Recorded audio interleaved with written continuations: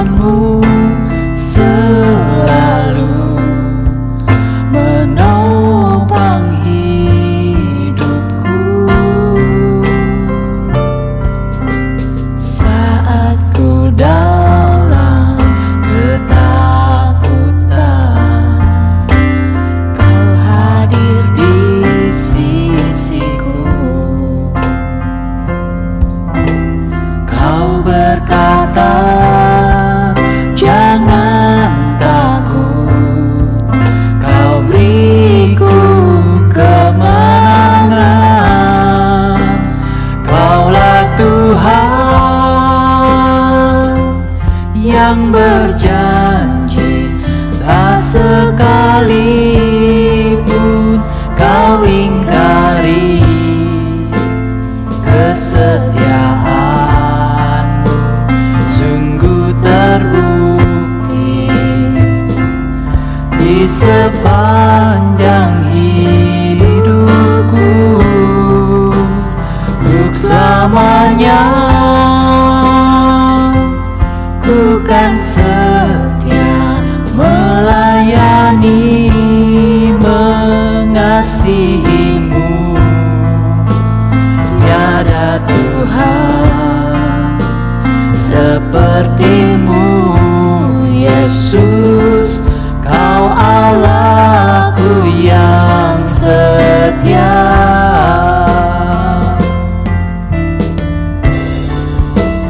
Kaulah Tuhan yang berjanji, tak sekalipun Kau ingkari kesetiaan-Mu. Sungguh terbukti di sepanjang hidupku, untuk selamanya ku kan setia melayani, mengasihimu. Tiada Tuhan sepertimu, Yesus. Kau Allahku yang setia. Tiada Tuhan sepertimu, Yesus. Kau Allahku yang setia. Tiada Tuhan sepertimu, Yesus. Kau Allahku yang setia.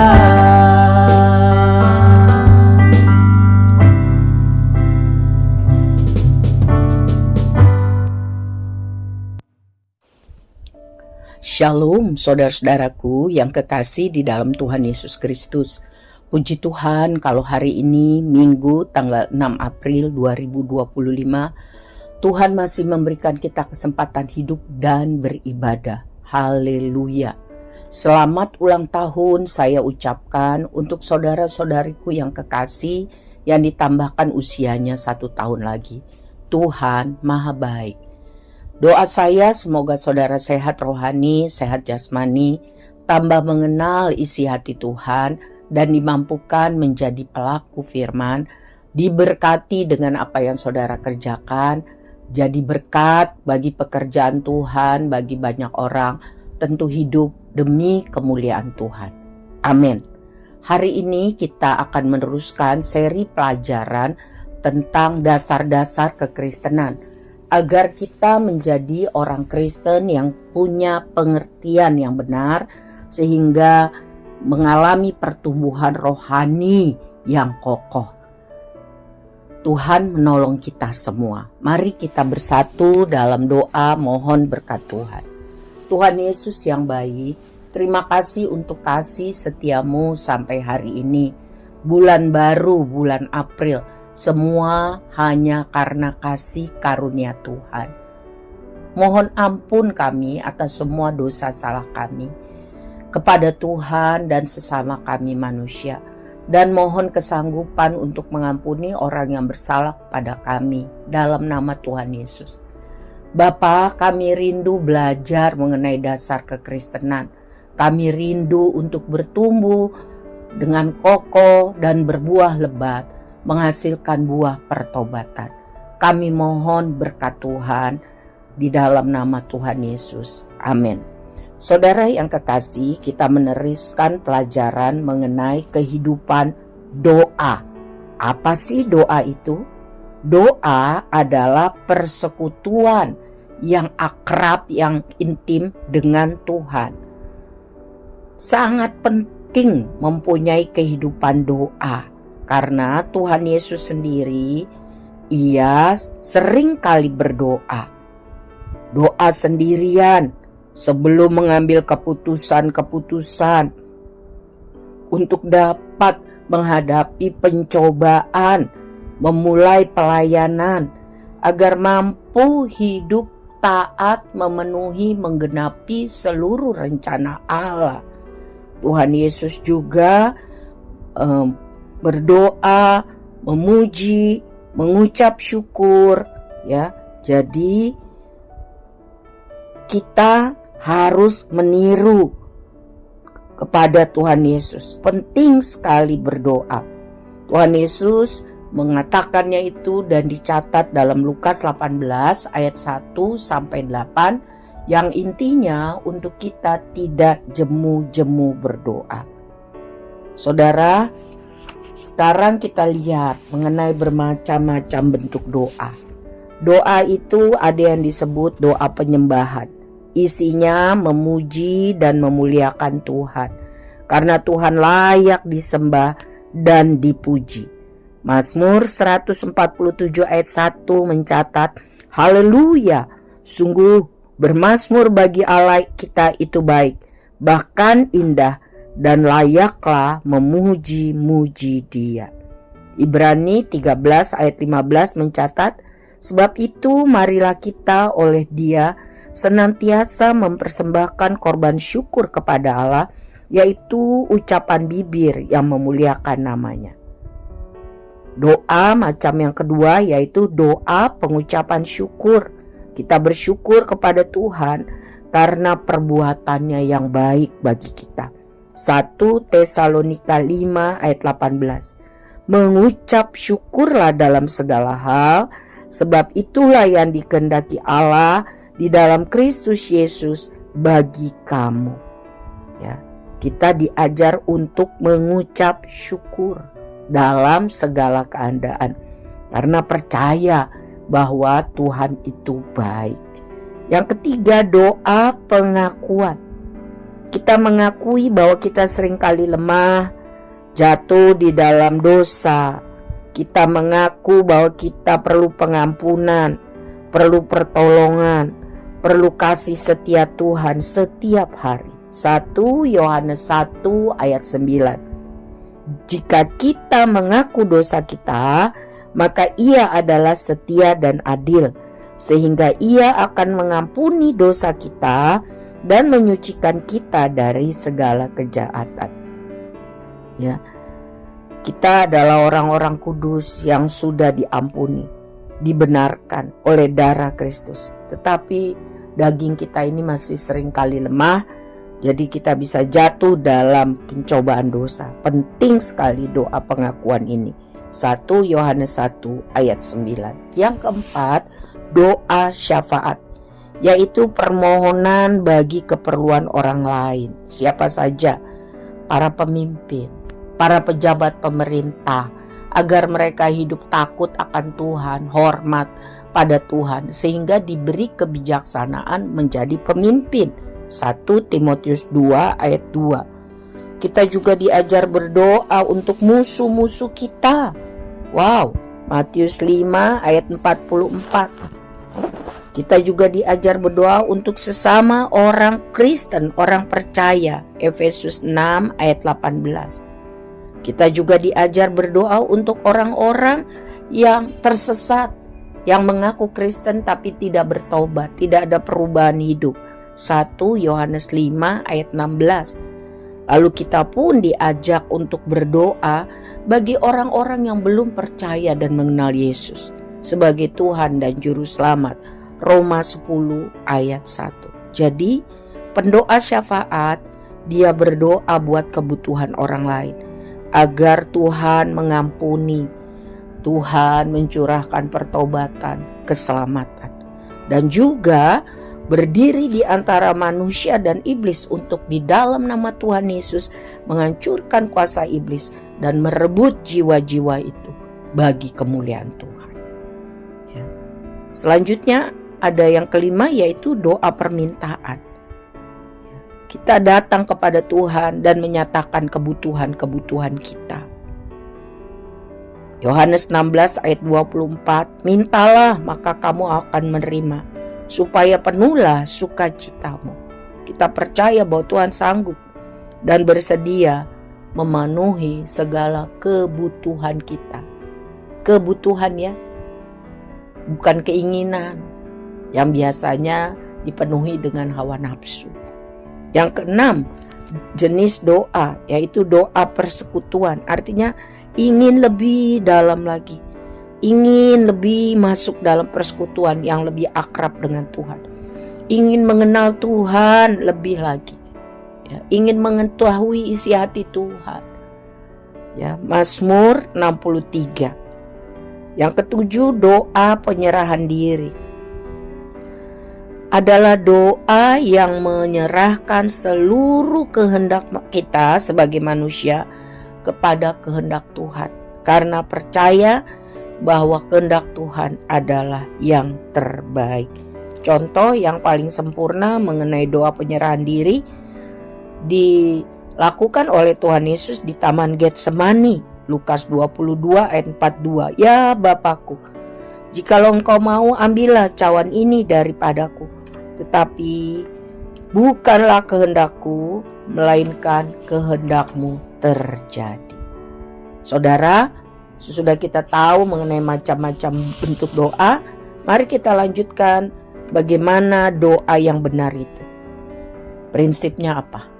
Yang nomor 1, doa harus dilakukan dengan iman. Percaya sungguh bahwa Tuhan itu ada, bahwa Tuhan itu mengasihi kita, bahwa Tuhan memperhatikan kebutuhan kita, bahwa Tuhan berjanji kalau kita sungguh-sungguh di dalam doa kita, tidak jemu-jemu berdoa, kalau kita hidup sebagai orang benar, doa kita besar kuasanya. Sebab tidak ada yang mustahil bagi Tuhan, dan Tuhan selalu menepati janjinya.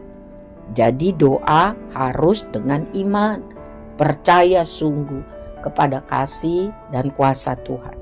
Yang kedua, doa harus dinaikkan dalam nama Tuhan Yesus.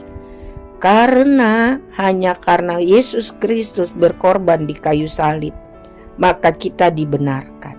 Kita dilayakkan menghampiri Allah dalam doa dan mengharapkan jawaban doa. Karena pengorbanan Tuhan Yesus di kayu salib, maka kita orang berdosa diperdamaikan dengan Allah yang Maha Suci, dan kita diangkat menjadi anak-anak Allah yang berhak menerima segala janji berkat Tuhan. 2 Korintus 5 ayat 19. Allah mendamaikan kamu dengan dirinya oleh Kristus dengan tidak memperhitungkan pelanggaran mereka. Ibrani 10 ayat 19 dan 20. Saudara-saudara, oleh darah Yesus kita sekarang penuh keberanian dapat masuk ke dalam tempat kudus. Karena Ia, Yesus Kristus, telah membuka jalan yang baru dan yang hidup bagi kita melalui tabir, yaitu dirinya sendiri. Jadi doa harus dinaikkan dalam nama Tuhan Yesus. Itu meterai, itu stempel sah, ya, supaya Bapa di sorga memberikan yang baik kepada kita yang meminta dengan percaya. Nah, yang ketiga, doa dijawab jika doa itu sesuai dengan kehendak Tuhan. Artinya kita mengakui bahwa hanya kehendak Tuhan yang paling sempurna. Ya. 1 Yohanes 5 ayat 14, kita meminta sesuatu kepadanya menurut kehendaknya.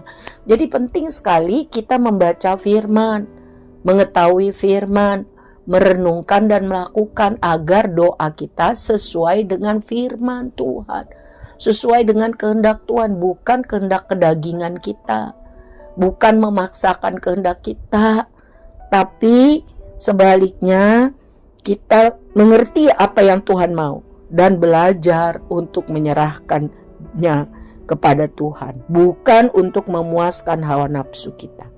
Yang keempat, doa akan efektif bila dinaikkan oleh orang-orang benar, yaitu yang mengakui dosa-dosanya dan berusaha hidup dalam ketaatan.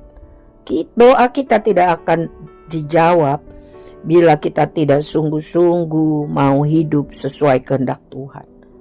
Sebab jika ada niat jahat dalam hidup kita, Tuhan tidak mau mendengar doa kita. Ya. Tapi kalau kita hidup menuruti perintah Tuhan dan berbuat apa saja yang berkenan kepada Tuhan dari pikiran, perasaan, perkataan, perbuatan, firman Tuhan di dalam 1 Yohanes 3 ayat 21 sampai 22, jikalau hati kita tidak menuduh kita, maka kita punya keberanian percaya mendekati Allah. Dan apa saja yang kita minta, kita memperolehnya daripadanya. Karena kita menuruti segala perintahnya dan berbuat apa yang berkenan kepadanya. Pastikan itu saudara. Sebab hanya doa orang benar yang besar kuasanya. Selanjutnya, doa harus dilakukan dengan tekun dan rajin. Ya. Bukan hanya waktu ada perlunya. Ingat, definisi doa adalah persekutuan yang akrab dengan Tuhan. Ya. Tuhan mau kita tekun berdoa. Ya. Kita menaruh iman pengharapan kita hanya padanya. Dialah kekasih jiwa kita. Dialah sahabat yang terbaik. Ya. Kalau doa hanya kalau ada butuhnya, gak tekun, gak setia, artinya kita tidak sungguh-sungguh rindu bersekutu dengan Tuhan. Selanjutnya, jangan berdoa bertele-tele, berbelit-belit, panjang lebar. Ya. Tidak akan menjadi jaminan doa kita yang dijawab. Ya. Matius 6 ayat 7. Katakan apa yang ada di hati kita. Tambah kita sering berdoa, tambah kita berbicara seperti sahabat kita yang terbaik. Seperti Bapa kita yang sangat akrab, yang berkuasa dan baik. Jadi pribadi sekali hubungannya. Dan kita tahu kalau doa kita dijawab itu semata karena kasih karunia, lepas kasih karunia-Nya. Nah, sekarang kita mau belajar mengenai penghalang-penghalang di dalam terkabulnya doa kita. Markus 11 ayat 25 mengajarkan bahwa Allah menolak mendengarkan doa orang yang tidak mau mengampuni. Jadi, ampuni orang yang bersalah kepada kita. Yang kedua, dosa. Dosa adalah penghalang hubungan antara Tuhan dan manusia. Yesaya 59 ayat 1 sampai 2. Sesungguhnya tangan Tuhan tidak kurang panjang menyelamatkan dan pendengarannya tidak kurang tajam mendengar. Tapi yang merupakan pemisah antara kamu dan Allahmu ialah segala kejahatanmu. dan yang membuat dia menyembunyikan diri kepada kamu sehingga ia tidak mendengar ialah segala dosa. Dosa apa saja? Kemarahan, perselisihan yang tidak diselesaikan, menutup telinga kepada jeritan minta tolong orang-orang lemah susah, beribadah kepada ilah-ilah lain. Ada ilah-ilah lain dalam hidup kita, sesuatu yang kita cintai lebih daripada Tuhan. Dosa adalah hidup yang meninggalkan Tuhan, menolak untuk panggilan Tuhan, menolak untuk taat, penumpahan darah, tidak peduli firman Tuhan. Itu macam-macam dosa. Ada juga hidup dalam kesombongan, merasa paling hebat, merasa paling benar, serta jahat terhadap orang-orang kudus, hamba-hamba Tuhan yang sejati. Mazmur 18 ayat 40-41. Sebab itu hati-hati. Jangan kita hidup dalam dosa.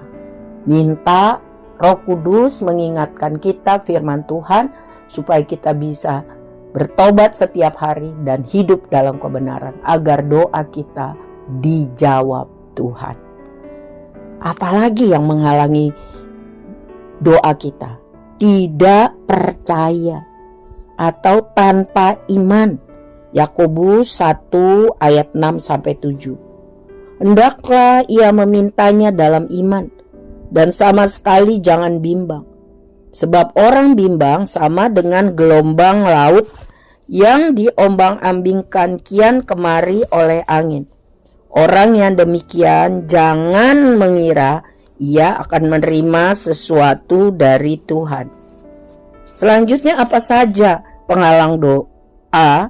Motivasi yang salah. Berdoa untuk memuaskan hawa nafsu, berdoa egois untuk kepentingan diri sendiri, berdoa dengan hati yang sombong. Jadi harus ada keinginan untuk mau hidup tambah hari tambah sesuai dengan firman Tuhan. Yakobus 4 ayat 3, jangan berdoa memuaskan hawa nafsu. Nah, yang terakhir penghalang doa 1 Petrus 3 ayat 7. Hai suami-suami, hiduplah bijaksana dengan istrimu sebagai kaum yang lebih lemah. Hormatilah mereka sebagai teman pewaris dari kasih karunia, yaitu kehidupan, supaya doamu jangan terhalang. Khusus spesifik untuk para suami, agar doanya didengar Tuhan, hiduplah bijaksana, hiduplah hormat dan mengasihi istrimu, ya, supaya doamu tidak terhalang. Nah, padanan dari berdoa saudara di dalam Matius pasal 6, Tuhan Yesus mengajarkan untuk perlu sekali berpuasa, memberi sedekah, dan berdoa. Berpuasa, memberi sedekah, dan berdoa. Berdoa kita sudah bahas. Memberi sedekah artinya memberi apa yang kita ada, menolong orang susah, agar perbuatan kita yang baik mempermuliakan nama Tuhan. Sekarang berpuasa. Puasa artinya mencari hadirat Tuhan, merendahkan diri di hadapan Tuhan, supaya ada perdamaian, hubungan yang baik dengan Tuhan, agar Tuhan mempunyai keakraban, kita akrab dengan Tuhan, kita mengerti kehendak Tuhan, sehingga waktu kita berdoa, doa yang sesuai kehendak Tuhan, ya, Tuhan jawab, Tuhan tolong, Tuhan berkati, karena kita hidup mau dalam kebenaran firman Tuhan. Sehingga apa yang kita butuhkan ditambahkan Tuhan kepada kita. Jadi sekali lagi tujuan doa puasa yang benar adalah mencari hadirat Tuhan, merendahkan diri, memohon ampun, minta pemulihan dari Tuhan, minta tuntunan dan pimpinan Tuhan.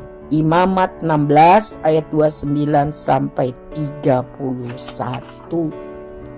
Ada berbagai macam cara berpuasa. Bukan hanya soal tidak makan, tidak minum, tetapi sikap hati yang harus dibenahi.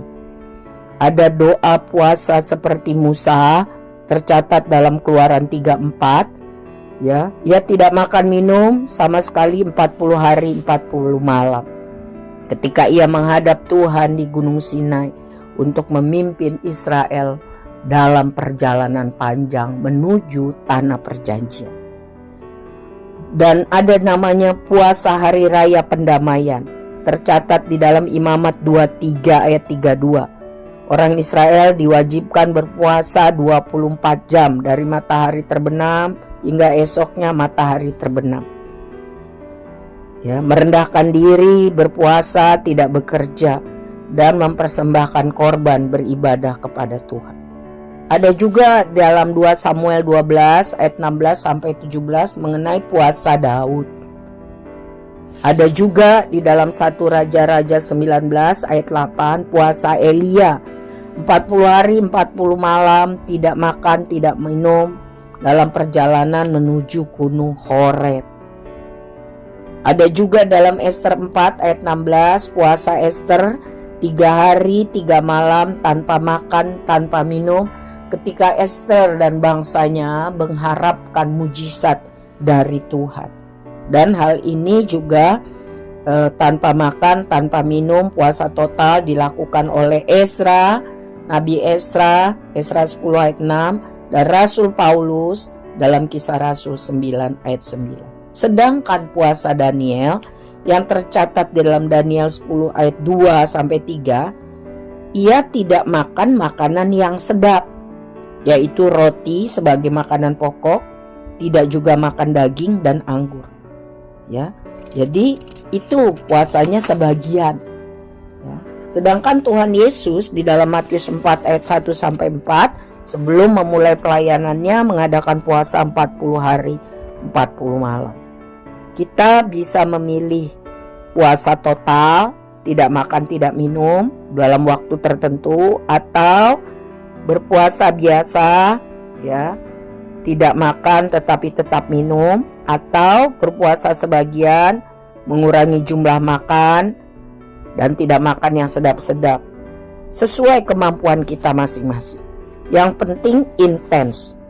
Tujuannya bukan hanya gak makan gak minum, tetapi mencari hadirat Tuhan, berbalik dari segala dosa-dosa kita, merendahkan diri di hadapan Tuhan, mengakui dosa kita, mengakui kebutuhan kita akan Tuhan, ya, bersyukur dan memuji Tuhan, bertobat dari segala kesalahan dan dosa yang kita lakukan, ketidakadilan, kejahatan kepada sesama kita, dan mau diubah Tuhan menjadi pribadi yang tambah mengasihi Tuhan, tambah mengasihi sesama, menjadi pelaku-pelaku firman. Saudara, apa manfaatnya kalau kita setia berpuasa, ya, berdoa, dan memberi sedekah? Kita mencari wajah Tuhan, kita tambah akrab dengan Tuhan. Yesaya 58 ayat 8 sampai 12 mencatat mengenai guna manfaat melakukan puasa dengan benar. Yang pertama, terangmu akan muncul, artinya hak kita akan dibela Tuhan. Kesembuhan baik secara jasmani maupun rohani akan dipulihkan Tuhan. Kebenaran kita akan dibela Tuhan, ya. Kemuliaan kita, nama baik, ya, akan dihargai oleh Tuhan, dipulihkan. Doa kita dikabulkan. Tuntunan Tuhan atas apa yang harus kita pilih, lakukan dan kerjakan. Hati yang bergembira walaupun keadaan sekitar sulit, ya, karena ada damai sejahtera dari Tuhan.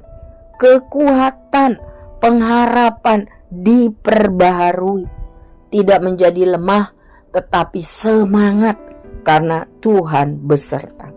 Berkat kehidupan Tuhan berikan bagi orang yang mencari wajah Tuhan. Pemulihan, pertolongan, mujizat akan dinyatakan Tuhan. Kiranya melalui pelajaran firman Tuhan hari ini mengenai doa dan berpuasa, kita menjadi pelakunya, mempraktekkannya, sehingga kita mengalami apa yang Tuhan persiapkan bagi orang-orang yang sungguh-sungguh rindu hidup menjadi sahabat-sahabat Tuhan. Mari kita berdoa. Bapa yang baik, terima kasih untuk kasih setiamu. Kalau kami bisa mempelajari dasar kekristenan mengenai doa puasa, kami bersyukur. Roh Kudus, tolong ingatkan kami dan beri kami kerinduan dan semangat untuk mempraktekkan. Kami rindu tahun ini dan tahun-tahun selanjutnya kalau Tuhan masih kasih kami hidup. Kami lebih taat, kami lebih berkualitas menjadi anak-anak-Mu. Hidup menyenangkan Tuhan. Supaya terjadi kebangunan rohani dalam nama Tuhan Yesus. Bagi hidup kami, bagi keluarga kami, bagi jemaat Tuhan, bagi masyarakat dan orang-orang yang kami doakan. Kami rindu lawatan Tuhan. Kami rindu Tuhan. Firman Tuhan ini dapat kami lakukan. Mulai dari anak sekolah minggu, para remaja, pemuda, pria dan wanita, sampai yang paling senior di antara kami. Jadi pelaku firman, suka mencari wajah Tuhan di dalam doa dan puasa. Menjadi orang-orang yang hidup menyenangkan Tuhan, sehingga mengalami perbuatan Tuhan yang besar, otentik pengalaman dengan Tuhan, dan bisa bersaksi nama Tuhan dimuliakan. Segala hal yang menghalangi kami untuk menjadi pelaku firman, di dalam nama Tuhan Yesus kami tolak. Kami undang di dalam nama Tuhan Yesus hati yang taat, semangat yang bernyala untuk menjadi pelaku firman. Kami mengangkat tangan kami, menyerahkan hidup kami bulan April dalam pemeliharaan kasih setia Tuhan.